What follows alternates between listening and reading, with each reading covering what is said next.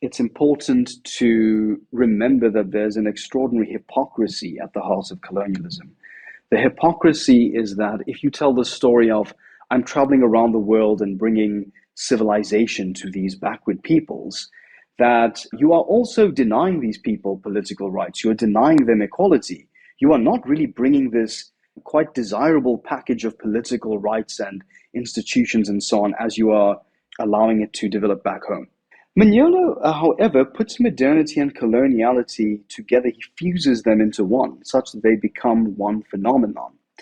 And so I think that's where we're going to find a problem, because we're going to find that if there are certain desirable institutions that come out of the West, whether it be participatory democracy, the scientific method, secularism, anti-traditionalism, that these are always going to be irredeemably poisoned because they're going to be seen as being colonial ideas, not just modern ideas.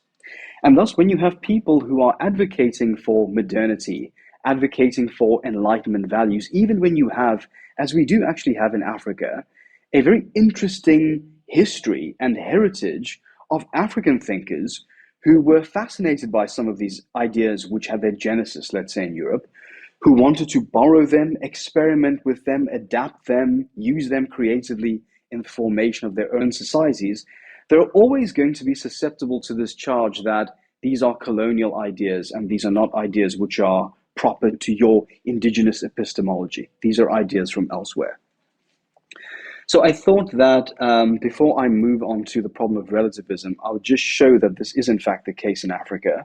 A most remarkable critic whose work I've been greatly inspired by this year is the Nigerian scholar Olúfẹ Táíwò.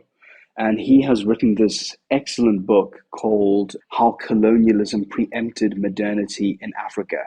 And what he is arguing is that it's really nonsensical to imagine that colonialism and modernity or coloniality and modernity are the same thing. If we do so, then it actually deprives us of a very serious critique we can make of the colonialists or the colonizers, which is to say, you were hypocrites. You withheld from these people the fruits of your civilization.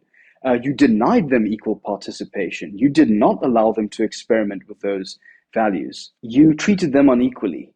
I think there's a very serious critique that needs to be made there. There were actually many Africans who, during the late 1800s, when they were being subjected to colonial rule, were saying, we want to be treated equally. Why don't you apply this law equally to all of us? We want to participate in politics. We want to participate in government. We want to be a part of this new society that's coming into existence. And they were told by colonial forces or colonial administrators, many of whom were inveterate racists, they were told, no, you don't get to participate. Either you are not ready for these ideas, or these are Western ideas. They are not ideas for African people. You have got your own set of customs and certain kinds of traditional forms of social organization that you should be governed by.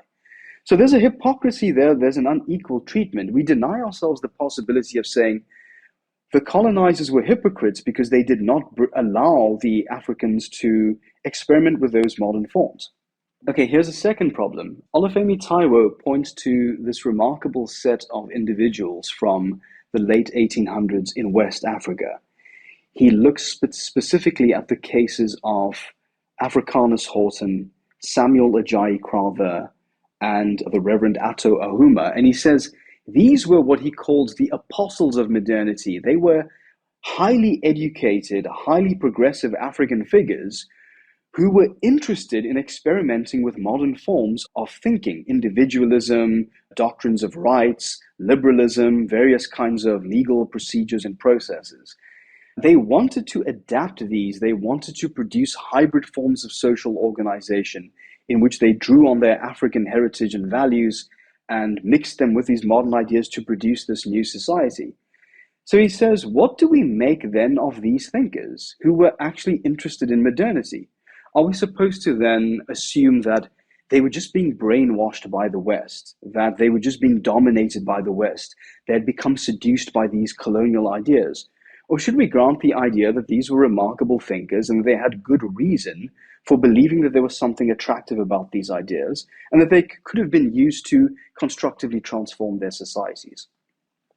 So that's just one way in which I want to put pressure on this idea that, yes, I do agree, and one must take seriously the fact that this cheerleader vision of the West as modernity and look at how we've spread democracy to the world and so on is really complicated when we look at the fact that much of this progress in Europe, this development, is based on exploitation, enslavement, and horror elsewhere. But I think that to put the two into one another and to deny us the possibility of separating out modernity from coloniality, I think is a short sighted move. And I think that many critics agree with this as well.